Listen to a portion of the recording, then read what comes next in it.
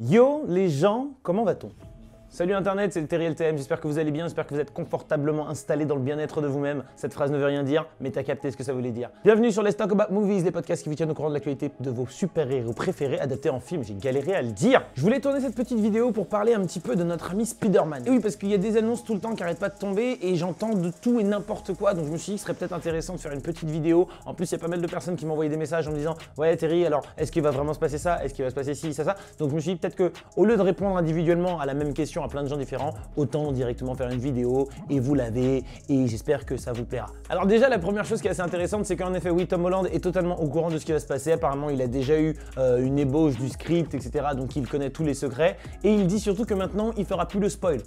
J'y crois pas, moi je pense que concrètement le poteau on lui a donné soit totalement des informations contraires comme ça, au pire s'il spoil, c'est pas ça. Et s'il est vraiment au courant de ce qui va se passer dans le film Spider-Man 3, eh ben, concrètement, je pense qu'il va spoiler dans pas trop longtemps. Dès qu'il va faire une petite interview, dès que les premiers trailers vont commencer à sortir, il va commencer à parler et là, il sera incapable de tenir sa bouche. Il est comme ça, mais c'est pas grave, on l'aime pour ça aussi. D'ailleurs, il s'est passé un truc de fou avec Tom Holland, faut que je vous raconte, mais ce sera dans une autre vidéo. Dites-moi si ça vous intéresse. En gros, à cause de moi, j'ai découvert ça il y a quelques semaines, à cause de moi, Tom Holland, il a été accusé de racisme. Je pense qu'il faudrait que je fasse une vidéo juste sur ce sujet-là parce que, et c'est vraiment pas une blague, hein, c'est vraiment pas une blague. J'ai découvert ça il y a pas longtemps, j'étais un peu choqué, mais on va en parler. On va en parler, pas sur cette vidéo, ce sera sur une prochaine vidéo.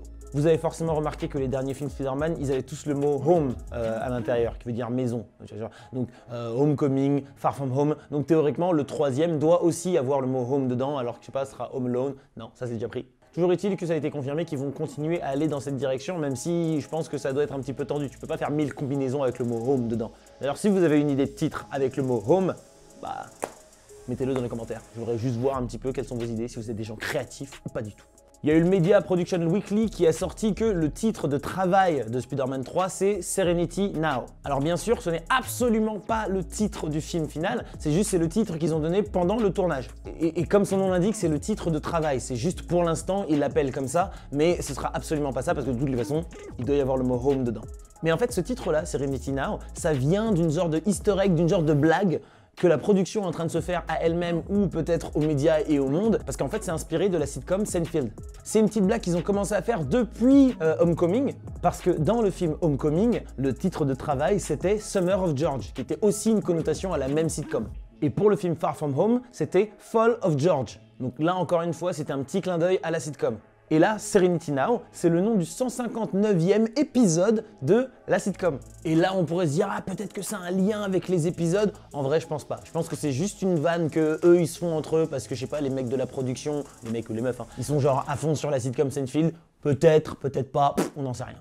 Après, en ce qui concerne les histoires de deal et de savoir si Spider-Man va rester longtemps dans le MCU, il faut savoir que là, théoriquement, c'est le dernier film Spider-Man où c'est en collaboration entre les deux. On a vu qu'avec le trailer de Morbius, ils ont commencé à vouloir intégrer justement tout l'univers de Spider-Man avec ce qui se passait dans le MCU. Mais à terme, Spider-Man va rester chez Sony et de temps en temps, il interviendra aux côtés des Avengers pour une grosse bataille ou un truc dans le genre. Mais Spider-Man, petit à petit, va commencer à partir du côté Sony. Mais c'est ça qui est intéressant, c'est que ça reste le même Spider-Man. Il n'y aura pas de reboot. C'est le Tom Holland qui, à mon avis, doit avoir signé un contrat avec des chèques, avec tellement de zéros que ça doit être indécent.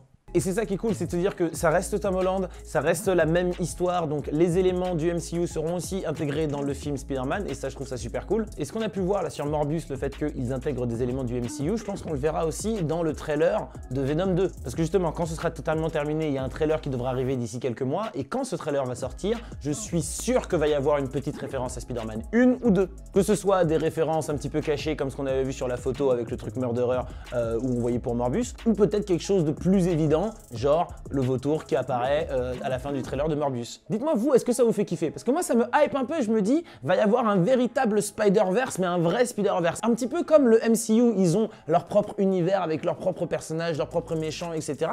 Ben là on va voir la même chose, mais uniquement pour Spider-Man. Et en même temps, le Spider-Verse est tellement large, il y a tellement de possibilités que ça me semble super intéressant de se dire, allez, venez les gars, on se concentre uniquement sur un personnage et on va essayer un petit peu de les étendre, un petit peu comme si on tissait une toile.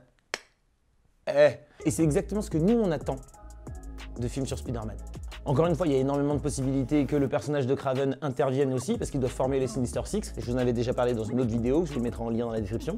Mais ce qui est sûr, c'est qu'on va avoir du Kraven, on va avoir des Sinister Six, on va avoir du Morbius et du Venom pour créer un petit peu tout cet univers. Est-ce que ce seront des méchants ou des anti-héros? C'est là un petit peu qu'il y a la question et c'est là que ça me fait un petit peu peur. Parce que Venom a été montré comme un anti-héros dans le film, ce qui est pas dégueu, c'était très sympa. Mais comment veux-tu qu'il affronte véritablement Spider-Man et un véritable affrontement? Tu vois ce que je veux dire? Je veux pas juste il se tape 5 minutes et puis après ils deviennent copains. Moi les bails de Batman vs Superman, ça suffit.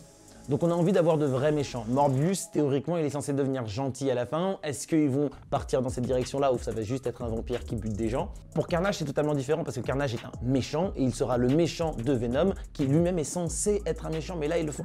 Bon, pour l'instant ça reste encore un petit peu flou, mais j'espère que, un peu à la Kevin Feige qui avait déjà des idées sur comment il voulait développer son univers 10 ans avant, bah, j'espère que les mecs qui sont à la production de ce Spider-Verse ont déjà des idées sur 10-15 ans pour se dire ok, on va faire ça, ces personnages vont devenir méchants ou peut-être pas, ou ils vont engendrer des choses, mais j'espère qu'ils ont véritablement une idée, une vision, parce que c'est ça qui nous plaît, c'est exactement ce qu'on avait vu dans les comics et qu'on avait retrouvé dans le MCU, et ben c'est ce que je veux voir aussi pour le Spider-Verse. Bref les amis, c'était une petite vidéo récapitulative de tout ce qui se passe autour de Spider-Man. Il y a des choses aussi autour de Captain Marvel par rapport au fait que Henry Cavill pourrait interpréter Wolverine.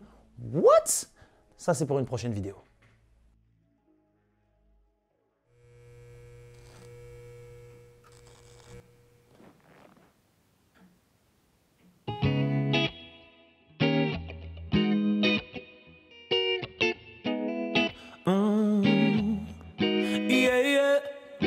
Roxanne, Roxanne, all she wanna do is party all night. Goddamn, Roxanne, never gonna love me, but it's alright. She think I'm an asshole, she think I'm a player. She keep running back though, only cause I pay her. Roxanne, Roxanne, all she wanna do is party all night.